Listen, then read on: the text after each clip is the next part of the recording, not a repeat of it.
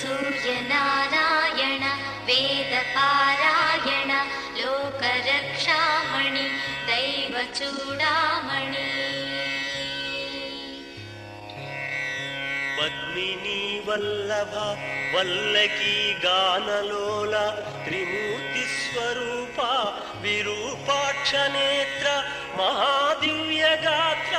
अचिन्त्यावतारा निराकार दीना पराकय्य ओ अय्य बुद्धांत निर्धूत तापत्रयाभील दावाग्निरुद्रा तनुद्भूत निस्तार गंभीर